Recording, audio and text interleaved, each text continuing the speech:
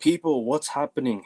Welcome back to a very like sort of last minute change. I was planning to do a transfer window talk, transfer window show, but I decided to shift the subject a bit over to footy chit chat because I want to get things off of my chest. I wanted to talk about like football journalism. I want to talk about the way things are being handled in the football world nowadays. This is a disclaimer. This is no discredit to any journalists or any way, shape, or form of the way they make money or put food on the table for their families. But we're just here to discuss the way things are being handled, the way journalism sort of goes in 2025, I should say. And we'll talk about the ownership as well in football because you and I both have bad owners. But Josh, welcome back, man. I know it's been a week, but yeah, hope you're well. Let's get started. Akavin, I think the word to describe this stream is introspective. We're gonna delve deep, pause into these issues, and perhaps not in this stream in particular because this is the first one. Yeah, But there's so much to talk about. There's so much content to cover. For 100%. a bit of context, I am currently studying a degree in sports journalism, so I am more like I have an idea of the industry and No better. whatnot. So I hope I can provide some knowledge and information here and there. But Yeah, apart from that, Akavan, there is so much to talk about. I don't even know where to start. But as you're the host, I'll let you crack on. no better person to bring on than you yourself because obviously you like you said you've been doing footy journalism. You've been doing or is it sports journalism like you said? Sports in general, Sports. essentially football. No, Yeah. I'm called Premtard for a reason. Yeah, it's mainly football I'm focused on. No, but that's a good name though. Even that in my opinion that's a good name. But anyways, Cheers. let's talk. But people, make sure you're on your way in. Make sure you guys hitting the like button and subscribe to the channel as always. Josh will have some videos coming as well. Like I said, in future. But listen, all AN Sports is a priority, man. I keep saying it. Always a priority. AN Sports. Akavan, the amount of dedication he puts into this channel, like even behind the scenes, if you see our group chats and whatnot, the amount of effort he has to put in for this channel, man. I Just give him appreciate a subscribe. It will mean the world to him. Come appreciate on, it. lads. Appreciate it, guys. Appreciate it, man. Come on, lads. So, You know the drill. Like, share, and subscribe.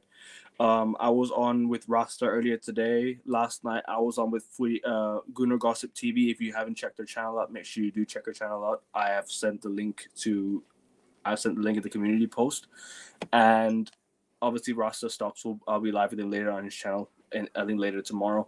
So make sure you guys do tune into that. But yeah, bro, let's get started because this could be a sensitive topic for some people, right? But it will be a I'll, sensitive topic. just talk about footy journalism as just give me a brief summary, not summary, but sort of an introduction as to of footy journalism in your own sort of way. Like, how do you perceive footy journalism? Well, first of all, Akavan, I want to say, what do you think the highest paid career move is in a sports journalism degree? Like, where can you go on, which will get you the most amount of pay? Press conferences at the clubs, possibly. No, PR, PR, PR, Akavan, and that's going to be a big, big topic right? on this stream. The way I perceive sports journalism, I mean, what else is there to say? I mean, the whole point of journalism in general is you're trying to uncover the truth. You're trying to Mm, display the truth the best way you can to people. yeah, But we have long since clocked on that not all journalism is truthful. yeah. Not just in terms of football, but in a geopolitical setting. Hey, but Mm, that's for another stream. If you haven't checked out King and Nagastia's authentic world analysis, check it out yourselves. But please, we're sticking to football and Aeon Sports here. facts. But essentially, Akavan, I mean, there's so many rabbit holes to go under in terms Yeah, of football journalism. Like, where do we even begin? Honestly, I need your help on this because I don't know how to start. Where would you like to start though? Because like I said, Well, you said off camera about a certain Fabrizio Romano. yeah, So if you wanna explain that, and then I'll there's been carry on. certain recent events, obviously with last year. I need to talk about this because people, I'm sure you guys have seen it as well. The unnecessary tweets about the Ballon d'Or before the ceremony even happens. Yeah, that's what people are about to tune into the Ballon d'Or, and he says, "Oh, Vinicius ain't going to the Ballon d'Or." Nobody needs to know that. Nobody needs to know that up until the ceremony. Don't spoil anything because we pretty much knew who the winner was. And he kept on saying Messi was, or somewhere was saying Messi was going to win the Ballon d'Or, or they keep on saying that they were going to say that this person, that person's going to win Ballon d'Or, and they're leaking information. Basically, we're now getting leaks of information. Like basically last week, you and I did the Premier League fixture release. We had the leaks before it even started. So it kind of already ruins the fun. It kind of spoils the mood in a way because because you know what I used to do, bro. I used to sit on the lunch table, right? Because obviously where the fixtures come out is lunch. It's around lunchtime for me, just shortly after lunchtime, right? Yeah. I opened my iPad. I used to check Sky Sports. I wait for the breaking news. Live Bournemouth versus Manchester United first game of the season or whatsoever. Arsenal versus Liverpool. I remember 16-17 when Mourinho first came. That was the one, bro. I remember those days when stuff used to not get spoiled. Now we're getting leaks and information from every bit of journalism. But I'm not just saying this is for Fabrizio Romano. This is journalism in general. And I'm not trying to criticize your industry because I know you want to work in that industry. I'm not trying to tear it down. But nowadays, I think it's gotten to a level where you're just kind of doing it. People are kind of just doing it to gain sort of traction. You know what I'm trying to say? Because the leaks nowadays, like you said, the leaking information, for example, about Ballon d'Or, leaking information about transfers. Because back then we used to not know the process of transfers. We used to have it used to be a surprise. Nobody knows what would happen behind the scenes. Akavin, summer 2015, me and my brother spending every night on our computers together, looking up Benzema to Arsenal transfer news, everything. Nowadays, you just have to go on Fabrizio's Twitter feed, David Ornstein's Twitter feed.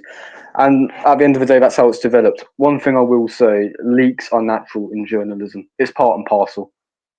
And obviously, it takes away from the entertainment value. There's certain things journalists should keep quiet about. The Ballon d'Or ceremony, for one.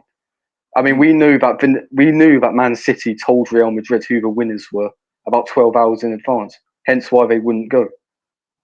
I mean, like obviously as a journalist, you want to be the first to get the story out. Yeah. Obviously, you're going to get a massive pay bonus. You're going to, prove your paycheck right and whatnot. 100%. But to what extent do you feel that it is ruining the game? Like I said previously, leaks are a part of it. Leaks are a part of journalism, whether you like it or not. Like, at the end of the day, you need the information to come out. But there are certain instances where you just need to keep quiet. Like from a footballing perspective, at the end of the day, it's as much of a business as it's as much of an entertainment industry as it is a business. Thanks. I mean, that's what football was created for the working class, keep them entertained. And now I think it's gone too far. I think we both believe it's gone too far. I agree. I think the game has gone, in my opinion, in terms of the way like journalism is being run. Obviously, people nowadays they sometimes have to do it for the pound note. Sometimes people just have to do it based off of what other clubs tell them to do, just to get into press conferences, just to get into, the press conference room, just to be able to interview players. They have to do this toxic positivity thing. I'm not trying to say that's a bad thing. You can do it. But if you're trying to if you're trying to do it and then all of a sudden leak information from the club, like for example, I remember some journalist was in the United press conference last year, and Ten Hag banned that journalist because he was leaking information. Like Sir Alex did that also. Yeah, and the thing is, right? Nobody needs to know this information, in my opinion. It needs to be done and needs to be handled behind the scenes. People are getting on with their day. People are doing a lot of work behind the scenes, or people are just having a good day. And then all of a sudden they get news from the club that somebody's leaking information, somebody's, doing this and that behind the scenes. And it kind of ruins the mood. It kind of ruins the tone of the fans because I'm just sat there like, who is doing this? Because Lingard wasn't the one who was leaking. It wasn't Pogba. Back then, it was some player leaking it to a journalist who then secretly told someone behind the scenes that was not revealed who told it. But someone behind the scenes decided to go behind the club's back and backstab and then go leak more information. But this is my issue, bro. The leaking of information is my biggest biggest concern now, because nowadays it's all clicks. It's all traction. Forget just having to do it for the sake of their jobs. It's to gain following. It's to gain the following and to gain, because somebody could easily tweet, "Oh, breaking," and then you'll get like a bunch. It'll just go off. It'll go viral. Like the tweet will just bang. That's what the Twitter will. That's what football Twitter calls it. You know what I'm trying to say? Because whatever you say, it goes around nowadays. People believe things too easily because you have too many people trying to be puppet journalists. I'm not trying to say this is you, because obviously you're doing your own thing. You're doing your own thing on your website, so which is completely fine. But in terms of like people off the pitch, like people like, for example, Samuel Luckhurst, Fabrizio Romano, these guys do it for the PR of other clubs. They're doing it just to get money from other clubs. If you know what I'm trying to say. That's true. I said earlier, PR is a lucrative business to operate in. Very Yeah. lucrative. Do you wonder why there's such a toxic positive spin on our clubs, no matter how poor our situations are? Because of the PR. Exactly. I mean, we call them top gooners. A lot of them are journalists. A lot of them are in the press conference.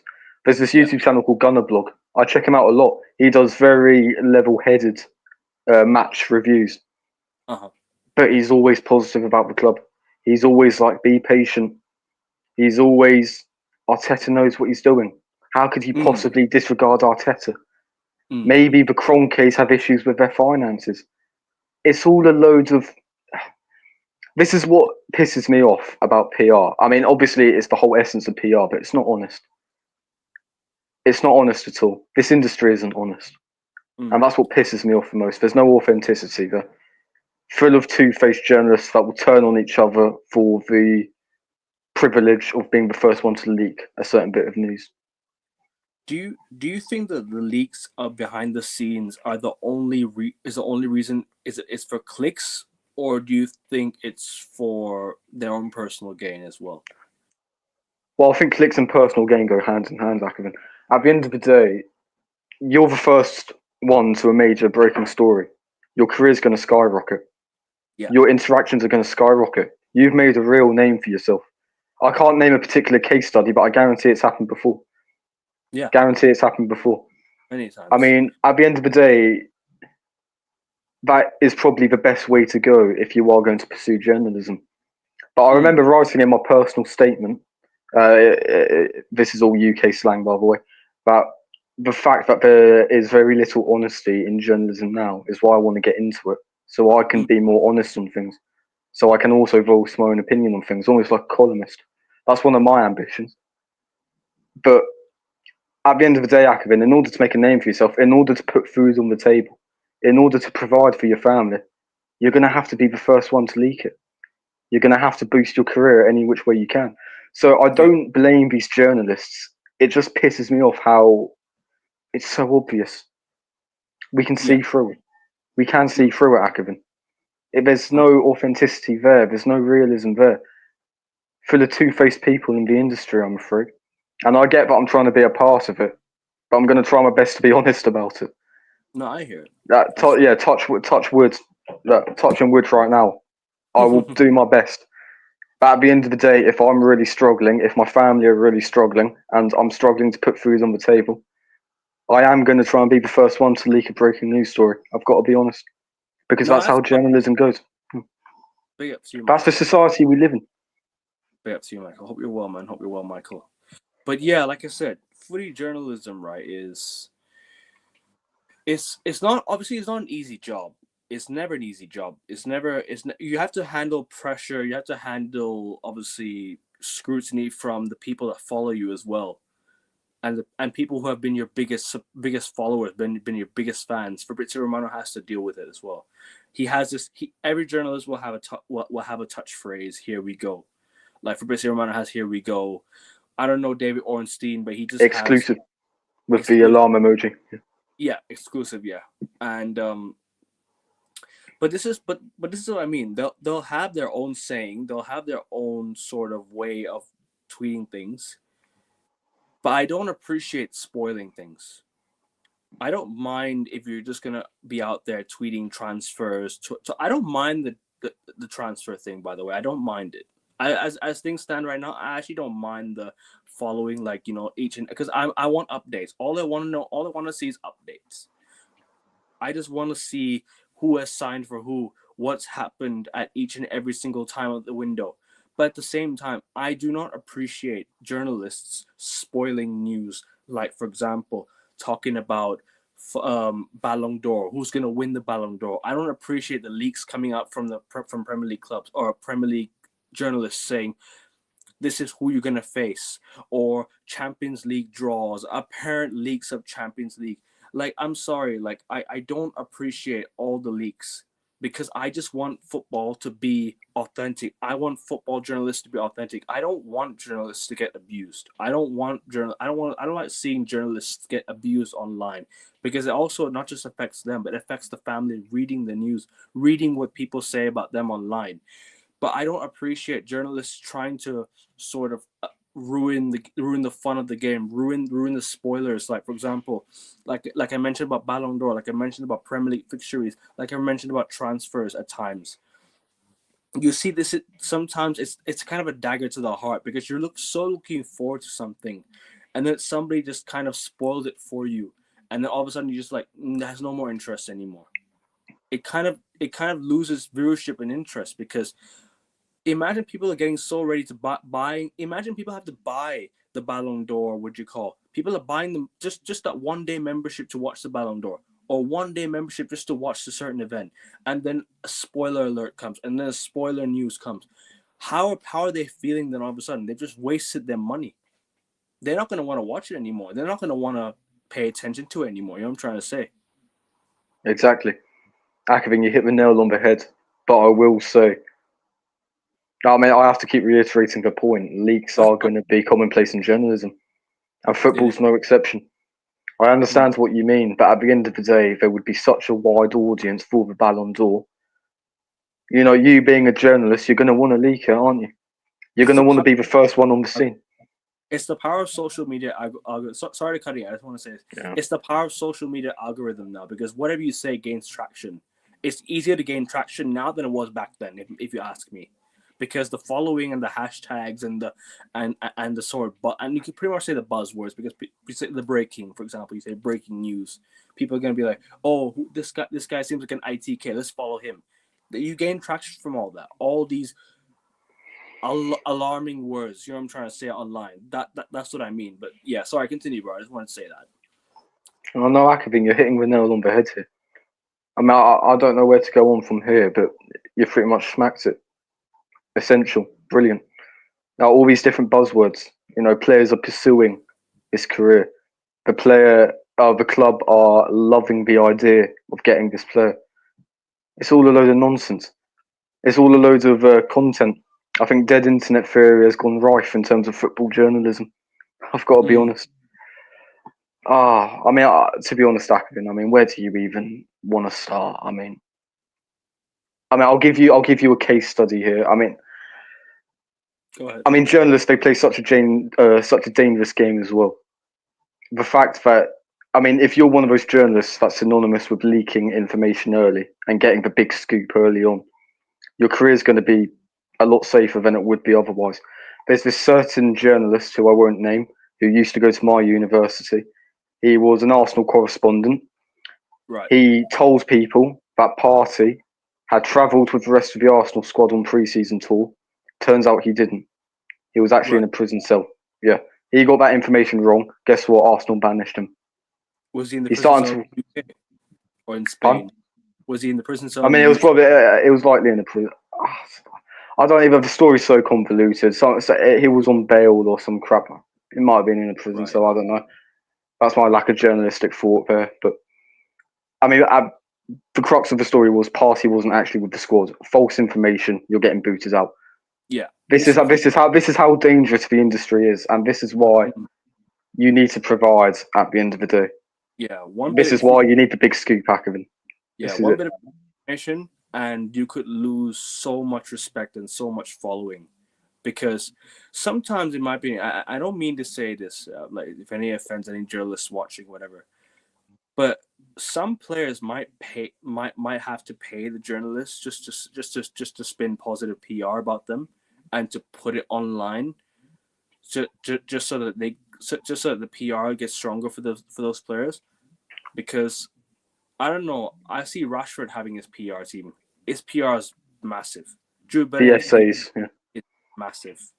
You know what I mean? A lot of English players have this PR like that makes them look so much better than what they are. You know what I'm trying to say? It's like it kind of it doesn't. Also, I don't know how to say it. I don't know how to say it. It's more like, oh man, how do you put it? It's more like, it says more about the journalist and it says more about the player, doesn't it? Because the journalists or whoever the PR team is of that player is spinning positive PR about that player and it makes them look, and it says more about the journalist more than the player, doesn't it? You know what I'm trying to say? Well, journalists are a tool. They can be used as a tool by clubs and by players in order to spin positive PR. I mean, Manchester United are rife with player PR. The amount of leaks coming from the dressing room. That's insane. As a journalist, Manchester United are an absolute goldmine. Not only are you the biggest club in the country in terms of global fan base and whatnot, therefore the traction is naturally going to be higher. I mean, to be fair, I think we're both struggling to talk about this because there's so many different ways you can go about this. It's insane. But Manchester United are an absolute goldmine for journalists. The amount of leaks that come out, the amount of storylines with your club. Your club is an absolute goldmine. Genuinely. Arsenal are a goldmine. A massive following, London-based. Liverpool are obviously a massive club. There's massive interest there. I mean, Manchester United are an absolute wet dream for people, and that is evidenced by the case that you have the likes of Rashford, who is so PR driven, the likes of Garnacho, the likes of Mason Mount, especially Harry Maguire. The amount of positive PR that's had to be spun around him since 2022 has been insane. Do you even remember the fact that he got arrested in Greece? Harry Maguire? No. Yo, you don't remember that? Exactly. I remember it, but the fact that the PR has kind of spun it all away from that is why it's hard now. But I remember he got arrested in Greece. Am I supposed to believe that Harry Maguire is Manchester United's best centre back? I don't know, man. I don't know. I really don't know. We all watch the game with our eyes. We don't need PR to tell us how to watch football or how the game does go. You know what I'm trying to say? Exactly, Akvin.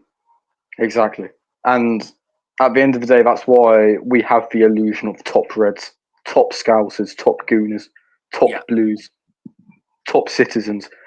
Yeah. Because they're getting scoops from the club themselves in order to stay employed, in order to get paid. There's nothing wrong with that. It's just you're deceiving the public. Yeah. And that's how influential journalists can be. And that's how influential footballers and footballing clubs are in using these journalists in order to create stories, in order to make it all happy-go-lucky. Arsenal are on a 6-year trophy drought. For any club with a sense of dignity, that is a crisis. With the resources that Arsenal have, that is a crisis. You look at the majority of Arsenal fans on social media, even Arsenal fans that go to the games, you wouldn't think that. And that's due to the influence of these journalists, of the power of the clubs that do. Yeah. And some journalists tend to copy others as well. Like, you tend to copy news from other people, and without crediting them as well. Because it's happened many, many times in the past. It's happened way too many times in the past. Whereas you've seen journalists talk about something whilst another journalist is talking about the exact same, but not crediting each other. You know what I'm trying to say? There's a bit of a rivalry there as well in the journalism world, because obviously someone doesn't like someone, but they're trying to copy their news. They're trying to copy their articles, or they're trying to copy their sort of way of spreading news, and they're not crediting them because they want to look like they want to act like they're the ones spreading it, but they're not the ones spreading it. That's the corporate world, Akvin. Yep, it is. The capitalist society that we live in, that breeds competition, doesn't it? Competition equals you try harder, equals you're trying to generate more money, equals great news for the economy. It's simple. It's a very simple structure. And journalists are just an example of that. 100%. It's very, Sorry. No, it's all right. It's all right. I was just going to make a summary point, but Yeah, I've lost Now it. go. Now you go. No, Go ahead. I've completely lost it, mate. It's just we cannot blame. Like, I want to stress this: we cannot blame journalists for wanting to put food on the table. Yeah, of course. It Of is course. just the fact that football culture, in terms of football sponsorship, football coverage, is so dishonest. Mm.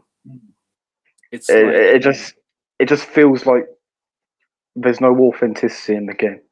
It feels that's like you're living a lie, and that's not just football. That extends to the real world. But less said about that for better. I would say basketball journalism is slightly better because I actually follow basketball journalism, and I think basketball journalism is slightly better because you actually have authentic journalists at basketball games. You have it proper. I think Americans have got it correct. Yeah. I think British journalists are they're willing to play the game a lot more, willing to play the system a lot more. They're very PR based. The British side of journalism. And at the end of the day, that's what makes you so much money. That's Yeah. what makes you the most out of money. So If it puts food on the table for your families, fair enough, but be authentic as well. That's what I have to say. yeah, Be try your best to be authentic. 100%. You're allowed to have an opinion. Come on. Of course, everyone's allowed to have an opinion, but at the same time, be authentic and don't do it for the brown envelopes. At the same time, because the brown envelopes can change a person, and that's what I don't want. And that's what I don't want. That's the balance you've got to try and find for. Yeah, The brown envelopes will help you provide, but to what extent are you deceiving the public? But the respect of others might not be there no more. You know what I'm trying to say? Exactly. It's a very, very slippery slope. Very slippery slope. It's dangerous. What can you do, man? It's life.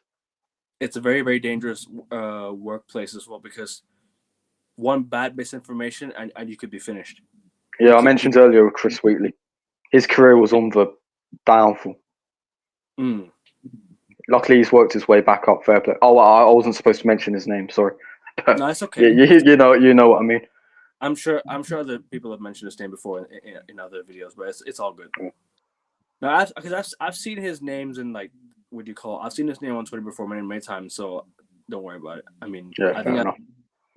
But big up to Mr. Joshy J. Hope you're well, man. Yeah, it was a good show earlier, man. Good show. Good to have you on, and big up the chat. Exactly. Ballon d'Or was always leaked. Yeah, but not in the sense that the way it is now, because there's more PR around it than there was back then.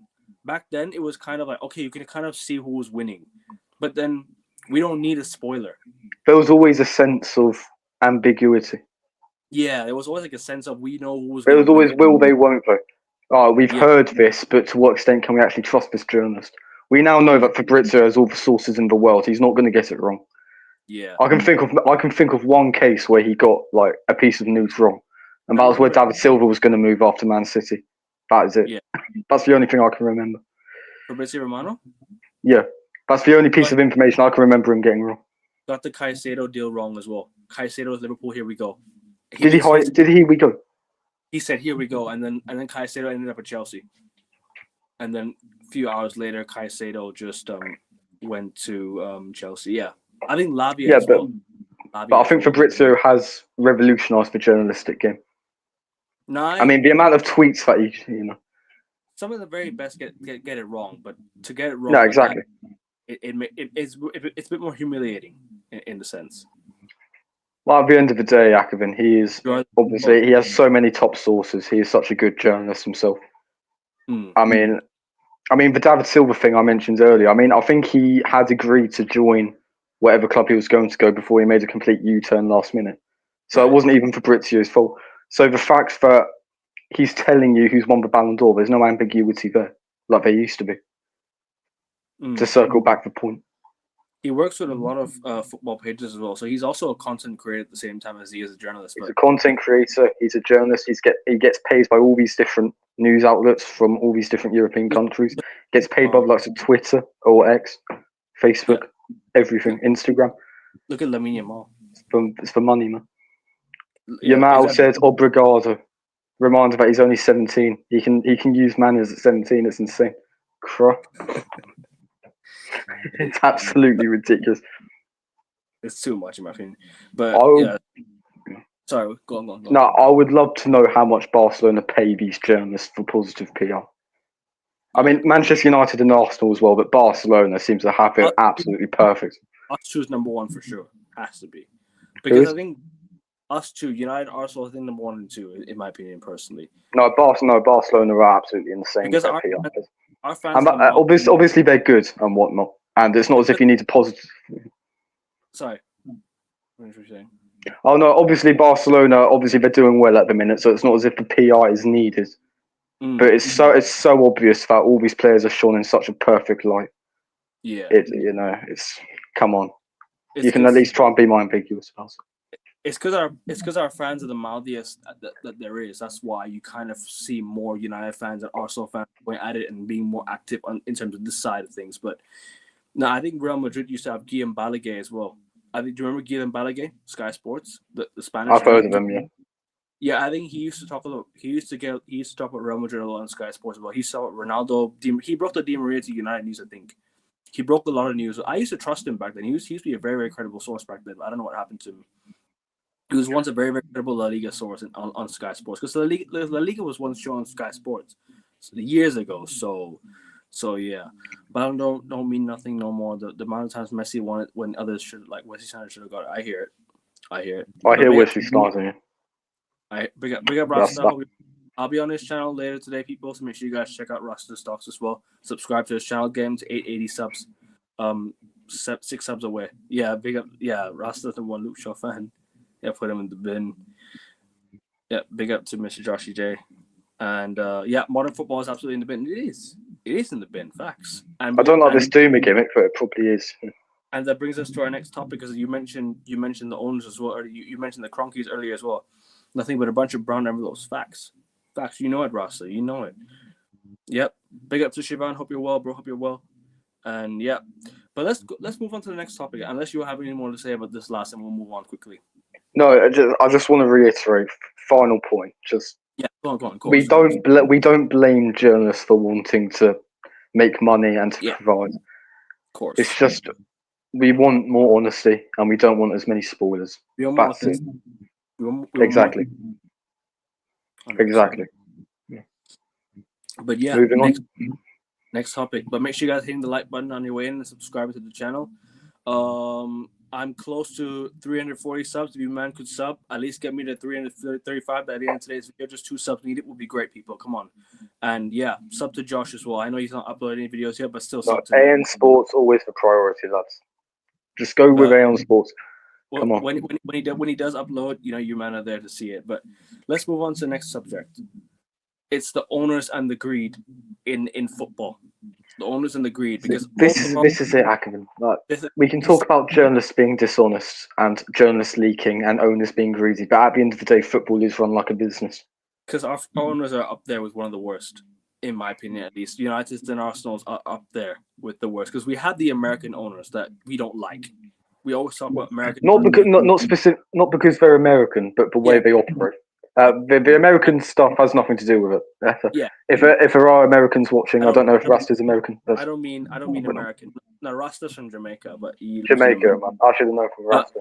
I'm not trying to offend any Americans in the chat. I'm just saying these two American owners have ruined our club. I'm not trying to say every American. We don't have to use the American prefix. I can't.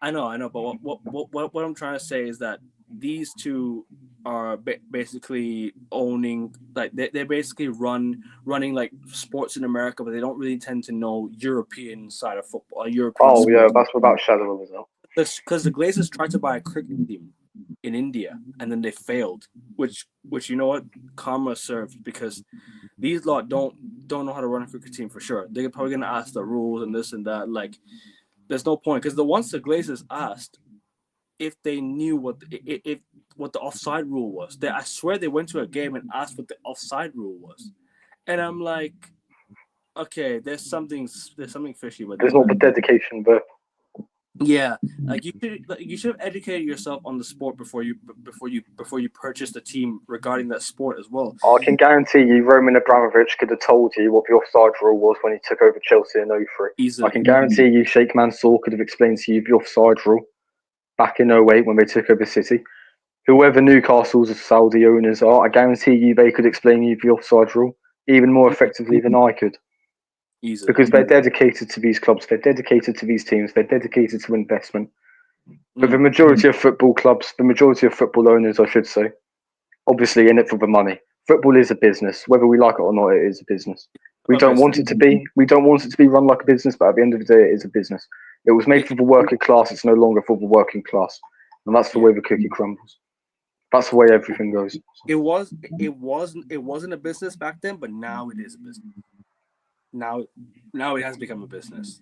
Back then, we could all talk about train tractor or track workers, a bunch of track workers taking a break and playing the football. And now it's run by the dough.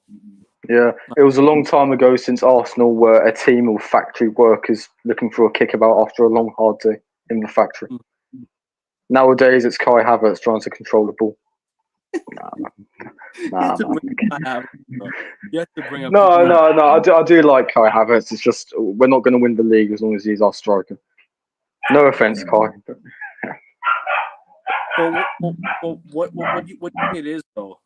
What do you think it is? Because do you think they're just here for the money? Like, because the money that our clubs make, the money that United make, is something that puts or easily just saves their family. Like, it easily provides for the entire family all in one. Like, there's no hiding behind the money factor. But what do you really think it is? Because if we're talking about football ownership, right, and these owners, right, they've not put their money into the club. They've not invested much into the clubs. They've not invested the time. They've only invested, they've only put a few quid here and there at times. But then now they've put us in so much debt, and they're taking out even more money every year. What do you think is the main factor behind it? Because for me, I think it's just money alone. Like, the reason why they're just taking money out is because United is such a massive institution. We're such a massive, we're such a massive business now. We become a global brand. Since the Glazers took over, United become a massive global brand with Nike at the helm. We used to have sponsorships from Turkish Airlines and all this and that. We used to have crazy good sponsors, and the Glazers were just looking at it like this is a cash cow for us. This is a cash cow for us. This is where we go and we just this is our source of income. We're just gonna take it. We're just gonna take it by the chin and use it as a source of income. What do you think? If aside from this, what do you think is the main reason of all this? What do you think is the main reason? Well, first of all, apologies if you can hear any dog barking in the background. It's all right. Hopefully is that not win the dog? No, it's not win. It's lose. Unfortunately, that's the dog we should have. But... That's what I. Yeah, exactly. But I mean, if we're going to discuss apart from money, to be honest, Akivin, I don't think there is any other motive apart from money.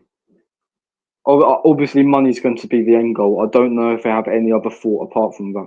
You look at the Glazers, for example. They haven't renovated Old Trafford. It's a decaying corpse of the stadium.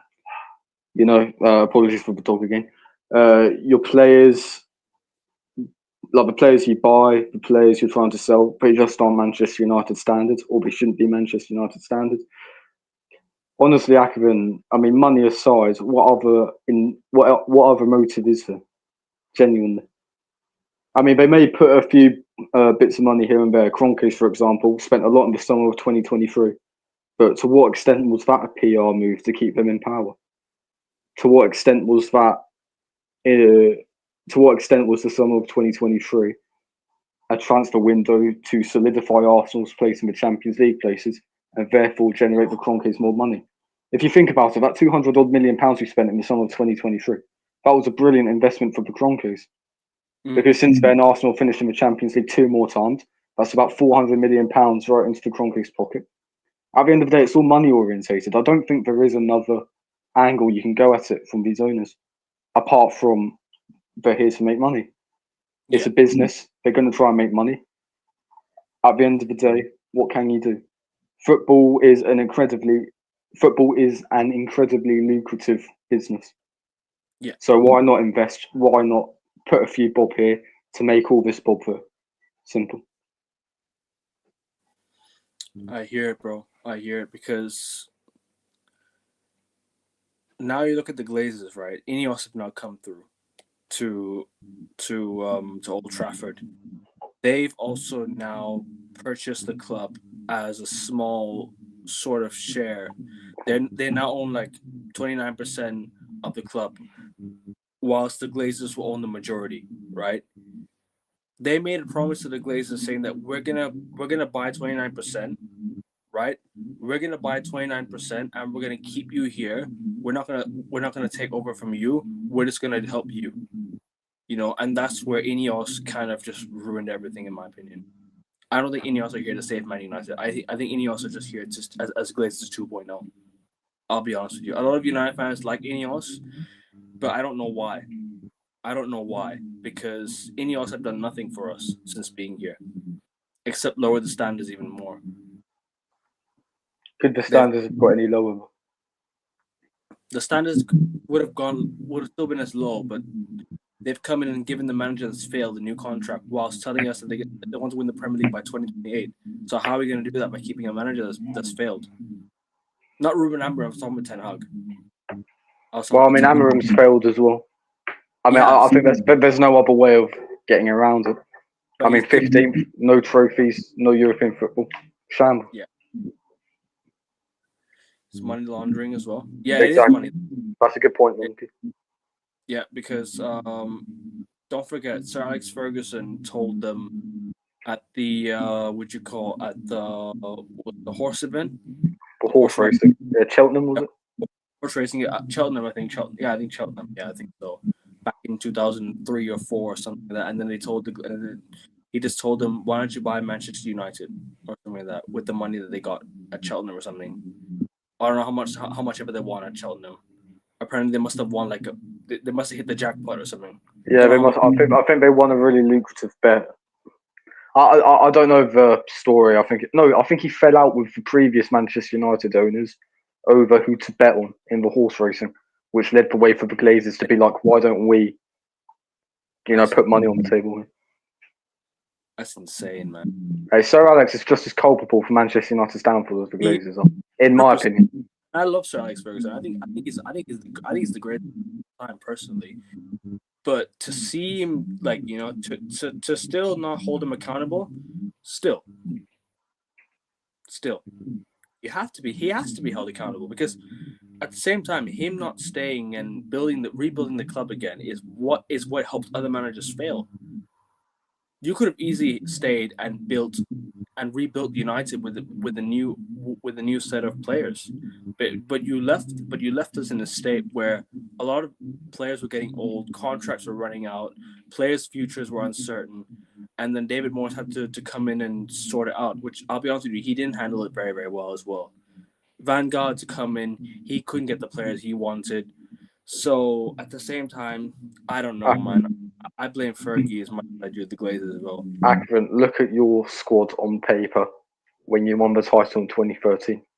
That was arguably the worst Manchester United squad to ever win the league. Come on, all the players were aging. A lot of them incredibly average without Fergie holding their hand. The names were not average, but in terms of the age and the timing, yeah, I agree with you, 100%. The age and the timing, yes, but the name for Evra, Ferdinand, Vidic, Rooney, Van Persie. No. By name, it was not the worst, but in terms of age and in terms of future, in terms of everything around it, 100%. I agree. Replacing Carlos Tevez and Ronaldo with Gabriel Louboutin and a 34-year-old Michael Owen, and then Valencia was quality. Though. It was a good signing. That was Valencia was a good player. I'll give him that. But man, it's just. I mean, we've deviated a bit from the original discussion, and we've put it on Manchester United again. But at the end of the day, it's true. Was That's a good point. That's a good point. It was. I don't know. I don't know. I don't know if it was so, because I think the UK and Qatar have decent relations. Don't forget, Saudi Arabia have done a lot to build London's modern infrastructure. I think, the UK, it is very profitable for the UK government to hold good relations with these Middle Eastern countries. Without the Saudis in London, I think London could have been one of the worst cities in terms of economy, essentially. Because Well, I it's think not London would always survive, but Saudi Arabia kind of kept in the terms of UK as the yeah, the city, the ship, London, yeah, they pretty kept much the GDP up and all that. yeah, Yeah. 100%. The UK's GDP was always very, very high. It was always very, very high because of I shipping think and we're fifth or sixth as it I stands. think I think because of your shipping as well. I think you guys used to like your shipping was also very, very, very like was also very, very good. But they don't want the Middle East to run most of the football clubs in England. But to be fair with you, there's only two Middle East people running the football clubs in the UK right now. There's only two football clubs. I feel like there is an element of the government and BFA to limit free spending, to limit whoever can come in and create another footballing behemoth, the same way Yeah. Abramovich did with Chelsea, the same way Sheikh Mansour did with City. Let's not forget, due to Sheikh Mansour taking over City, they have now broken the English record of going 4 consecutive league titles in a row. Well, 4 consecutive league titles, I should say. At the end of the day, that is a seismic achievement in English football, and it does feel classic. It doesn't feel Authentic. organic. It doesn't feel organic. And at the end of the day, what can you do? It was their mistake. I mean, if they consider it a mistake, it was they had the chance to stop it back in 03. They had the chance to stop it back in 08. They had the chance to stop it in 2021, and they haven't. At the end of the day, free market, more money. I'll be honest with you though, bro. Like, even if Manchester United didn't have Qatar as the owners, even if Manchester United didn't have, like, even if we got someone who's capable of running a football club with enough money to run it, bro, we'd be fine. We don't need a Qatari rich owner. We need someone that can run the club on the level that it should be at. It's not even the Qatari money. It's the fact that these owners from the likes of Qatar and the UAE and Saudi Arabia are so ambitious in making their mark on football. Mm. You know, they're willing to put their money where their mouth is in order to make the clubs as successful as they can be, which is why the likes of you and a lot of Manchester United fans were so hell-bent on Qatar coming in. Because it's not the money that Manchester United needed, it was the renovation that they promised and what they would have done.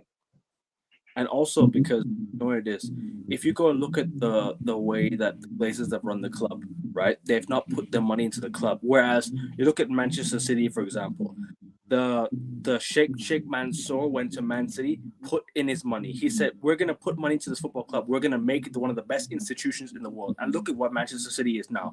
Everyone's going to the east side of Manchester. You ain't going to the west side of Manchester when you're going to Manchester. You're going to the east side of Manchester. It's going. You're Manchester going to, City. Carry look on. at the infrastructure, bro. Look at the hotel that they're building as well. Look at the training grounds. Look at the academy that they have. Everything is perfect over there. Yeah, Manchester City are the perfect blueprint on how to succeed as a football club. They're the most serious club in England, if you ask me. Obviously, Liverpool have acted more serious in recent few days, few weeks. But Manchester City as a whole, since 2011, I think have been the most serious club in England, if you ask me. Since 2008. Well, if you don't count Chelsea. Pretty much say United because we still had Fergie in charge, but I'm talking about when when Manchester City started winning again, when City started winning league titles, when they won their first FA Cup when they won their first trophy after 34 years, right? That was when Manchester City set the blueprint of English football. Like we're coming, we're now being the next dominant force in English football because of what we have, the infrastructure, the money that's coming in. The Glazers have not done any of that. If the Glazers would have said, you know what? We're gonna take over Manchester United. We're gonna put the money to the club. We're gonna invest our time. We're gonna invest in the training ground. We're gonna invest in the stadium. United fans would be we'd be one of the best clubs in the world, if not the best club in the world. If the Glazers decided to put the money into the football club, if the Glazers decided we're gonna, obviously I know we spent a lot of money in recent times. We spent, of course, I'm not denying the money we spent is insane. But look at the debt we're in right now. Look at the debt Manchester United are in right now. If Qataris would have taken over the club, it would have cleared the debts. It would have improved the infrastructure, not just around the football club, but around Manchester. Improved the what you call. They would have helped with the cost of living. They would have helped with the infrastructure. They would have helped with the shopping centers. They'd have built the facilities around the stadium would be insane. So you want to compete with your neighborly rivals. You want to compete. Manchester United are not competing with Manchester City right now. We're not competing with them off the pitch. Off the pitch, we're way behind them. We're far behind them off the pitch, you know. But I don't like this. But I don't like the attention to be solely off the pitch. I want the attention to be on the pitch as well, because it's always talking about off the pitch, stadium infrastructure, shopping mall, facilities around the stadium, you know, training grounds, city clearance, and all that. 100%, even on the pitch. But on the pitch should be the first result, then off the pitch should be the second result, if you ask me personally. And that's what the owners don't care about. They don't care about on the pitch. What they care about is just getting that Champions League money. It's the brown envelopes, like Rasta said earlier. Exactly. On the pitch is even worse. And obviously they don't want Middle East to run most of the clubs. But then, yeah, it's also more than just football. It is. It's the money, it's the infrastructure, it's everything, like I said. But obviously I've spoken about United. I want you to give me your brief analysis on Arsenal's ownership as well and the way they've kind of run it, just from your point of view and Kroenke. Sorry, well, I did have the quote when we were doing the live streams around March to May. The Kroenke, Stan Kroenke said after they completed the entire takeover of Arsenal in 2018, I have not brought Arsenal to win trophies. And he was talking about a self-sustaining model and whatnot. Now, since then, people think that they are decent owners because they have backed Arteta with quite a lot of money. But at the end of the day, it is clear to see that because Arteta is delivering them Champions League football, their ambition has suddenly stopped. Their money spending has suddenly stopped. Without a shadow of a doubt, it has. Now Arteta is getting them Champions League football and Champions League money. They're happy. It's the same way Wenger was safe for so many years. He was finishing third, fourth, quite literally, consistently. That was Champions League money.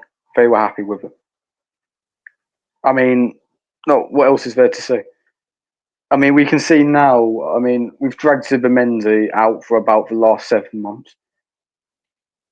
I mean, we don't look like we're getting a striker in anytime soon, when we clearly fucking need one. There's clearly no ambition there. I mean, I don't know how to go into great details about it. It's just, I'm going to keep reiterating, as long as Arteta is finishing in the Champions League, his job is safe. As long as Arteta finishes in the Champions League, Arsenal are safe financially. As long as Arsenal keep finishing in the Champions League, the Kroenkes are safe. Because there's always that element of, oh, but we're in the Champions League now, so they must be doing something, right? Yeah. It's a vicious cycle. And they've got the club by the balls, they've got the fan base by the balls, and we have a perfect business model for them. I've said it many times, sacking Arteta would be a huge business mistake for the Kroenkes, because he is delivering them Champions League money. At the end of the day, winning the FA Cup, winning the League Cup, that money does not compete with finishing in the Champions League places, which is wrong, but that's the way it goes. Southampton in 2020, no. You would have to win the FA Cup 53 times to win the same amount of prize money as Southampton did for finishing 20th in 2023. Same. And that money has only gone up 2 years later when they finished 20th a few months ago. You would have to win the FA Cup 53 times in a row in order to make that Champions League money count, in order to equal that Champions League money. I mean, does that not show how broken the system is? 100%. And at the end of the day, as long as a club is getting Champions League football, the vast majority of owners are going to be so happy with it because they have made a significant return on their investments. A very, very good return in their investments. Yeah, 100%. But talking about the Kroenke out, obviously, and when did it start? Because obviously Kroenkes have been taken over, have been the same. What had they taken over Arsenal around the same time as Man United? Because I remember Ashburton and Grove, was it Ashburton Army, or was it something that Ashburton Grove, wasn't it? That said that, or what's his name again? Not David Dean. What was his name again? Peter Hillwood. Peter Hillwood, yeah, said that you guys were going to go move stadium and compete with Europe's elite. Compete with Bayern Munich and Real Madrid. Yeah, no, that didn't happen, did it? The Kroenkes first put their stake in April 2007 when David Dean left. It was between the Kroenkes and Alisher Usmanov to see who could become the majority shareholder at Arsenal. Kroenke has a few more percentage stakes in it. To be fair, the FA Cup and the League Cup, so I'm not really. But the fact that women's football has only just grown properly, I would say like 5-6 years before women's football became a thing, in my opinion. Or do you think it's been around for a long time? Because I think in terms of coverage of women's football, in terms of like the broadcasting rights of women's football, it's only started to grow. You know what I'm trying to say? Over the last 10 years, I'd say. Since the 2015 World Cup. Yeah. Pretty much around. And women's FA Cup gets more than the League Cup. But to be fair, the FA Cup's more prestigious. I'm not really surprised at that. But the FA Cup is I think the point Monkey's trying to make is that there is a massive disparity between commercial money making between men and women's sports, because there's much more interest in men's sports and whatnot. So the fact that a women's competition is making more than a men's competition says a lot about that men's competition in the first place and how it's regarded. So I think that's his point there. But in terms of the Kroenkes, who were battling it out with Ismanov, they finally brought the majority stake in 2018. They've got full ownership of the club now. And since the Kroenkes have taken over, we've won 4 FA Cups. Since moving to the Emirates to compete with Bayern Munich and Real Madrid, we have won 4 FA Cups. I'm not dissing the FA Cup, but we moved to the Emirates to win more than the FA Cup. Yeah. We moved to the Emirates to win a lot more than the FA Cup. And yes, we've gone close over the last couple of years, but there's no urgency there because we've got owners that are happy with Champions League football. How is it that the champions have more ambition in the transfer market than the team that's finished second 3 times in a row? Yeah. I have no doubt that Arteta wants to win the league. I have no doubt that Arteta is ambitious to win the league. But me personally, I don't think he can do it. And at the end of the day, he hasn't got the accountability set on him by the owners because they are happy with the fact that he is getting in the Champions League places. So his job's safe. He's not going to be as alert. He's not going to be as fearful of his job. Because at the end of the day, the owners are happy. And he's never getting sacked. Genuinely, never. It's like I said earlier, sacking Arteta would be a horrible business decision. Because he's getting Champions League money. He's getting Champions League football. It's because nowadays, owners and managers for the owners, they have to do what they say, or else you're kind of going out of order. Because if you kind of say we want to win the league, it's kind of out of the owner's ambitions. They only care about qualifying for Champions League, not actually winning leagues. You know what I'm trying to say, winning the league is just a bonus for them. They don't really care about winning it. They only care about qualifying for Champions League. And that's why they don't invest when we get Champions League. They only invest to qualify for Champions League. They don't invest in. No doubt about that, Akhavan. There's no doubt about that. That's the main point I was trying to make with all that rambling. And you've hit the nail on the head there. Fair play on that. There's not much more to say. It's just Champions League money. Owners are getting their money back that they invested in. Simple. I just really want the owners to they properly need to boycott a lot of actually start protesting rather than actually spending the money on the club, because spending money on the club means you're helping these guys. You sending the word to them is only going to help them, sort of use that money that you put into the club, do them more favors than junior helps them stay. I'm trying to say. Also, they need 2 strikers in the win. Everything. I think they need a left winger and a striker. And they might need a backup. Those 3 Mendy's coming. And in my opinion, Thomas Partey as well. As a backup to Mendy. But yeah. So you are cutting off a bit, but I did get what you said. Now, saying right? In my opinion, you need to keep Partey. And you need to keep and I think you need a left winger and a striker. That's what I think you need. Then you could. Akhavan, as long as the Kroenkes are in charge, I don't think we're touching the Premier League title. I've got a bit, which sounds crazy to say because we are. You look at the last few seasons, we have been quite close. But at the end of the day, that ownership mentality makes the world of difference. Could you imagine what could have happened to Chelsea's manager if he bottled an 8-point lead in April? Yeah, he would leave West London and he wouldn't look back. He wouldn't be able to look back. I feel the same about the Glazers. They got the Champions League more. We're not touching these owners anymore. Interrupt you. No, you're completely correct there. I mean, I go back to the ownership standards. If Manchester City bottle an 8-point lead in April next season, do you think the Sheikhs are going to be happy with keeping Pep on for that extra year on this contract? I think there would be serious concerns there. Serious concerns. At the end of the day, I think the owner's ambition means everything. I think it starts from the ownership and it trickles down to the manager, to the players, to the club staff. Because to the extent, the likes of Arsenal, it's a relaxed environment. Because the ownership have got exactly what they needed. There's no extra incentive to go on that extra step and win things. So you're in a perpetual cycle of having to. I mean, you're in that perpetual cycle of, as long as we keep finishing in those positions, we're safe. The players think they're safe. Therefore, when crunch time hits, they're going to bottle it. The likes of Manchester City and even Liverpool, to an extent, would not bottle it in that scenario majority of the time. I mean, if Arsenal were in Liverpool's position going into April, I have no doubt that we would have fucked it up. Because we have the capacity to drop off, because the ownership would allow that, because we would have been guaranteed Champions League football by then.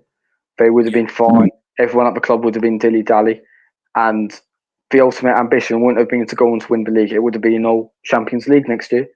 We'll try and fight for the league, but if we don't make it, don't worry, because the majority of our fan base will keep wanking off the manager, and we can all sit back for another summer, sign 1 or 2 players, or selling about 3 or 4, and we're stuck again.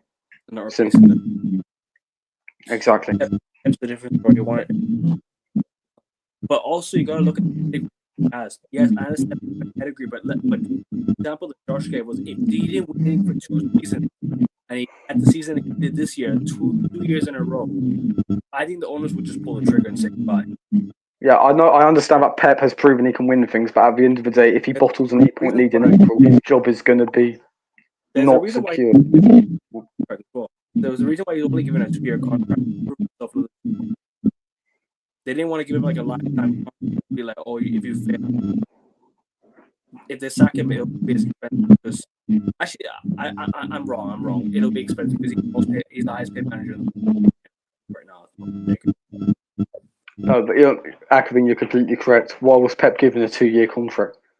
The owners are like, get back to winning ways, or you're out.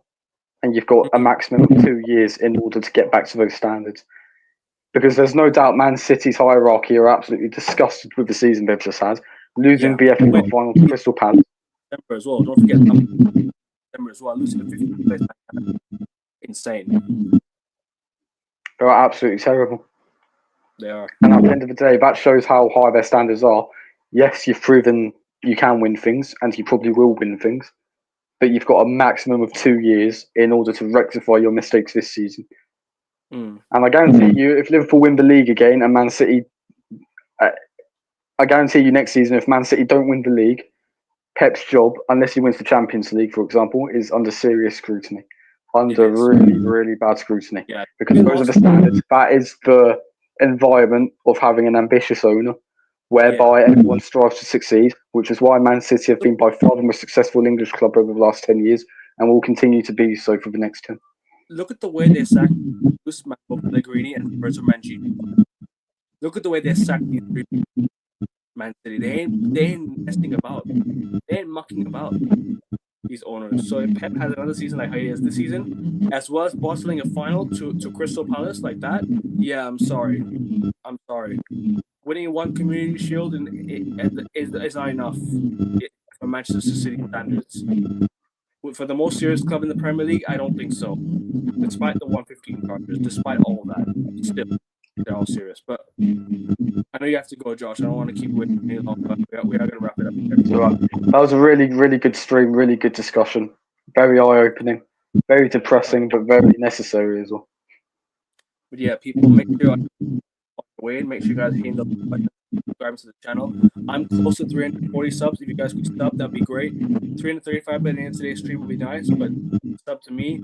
I know Josh isn't uploaded, but still sub to Josh. I know he's got some videos lined up in the future, so make sure you guys do check his channel when he does upload. But Josh, get your family, get your doctors, get your dentists to all go to AM Sports and subscribe, because this guy is the most dedicated content creator I have ever met and probably ever will meet. So reward that subscribe. And I'll definitely get you back. You know what? I really enjoyed the podcast. I know you and I gave a bit of a name earlier. Like I think you said Beyond the Ball, which was like. I went on ChatGPT to look up cool podcast names, and a few of them were quite good.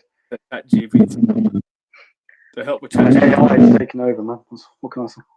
But yeah, people like, share, subscribe, and I'll be back tomorrow on the channel. So make sure you check Russ's channel. Link is in the chat. So make sure you guys do check his channel. Russ's Socks 254. And yeah, take care for the NBA show. Take care, people. Great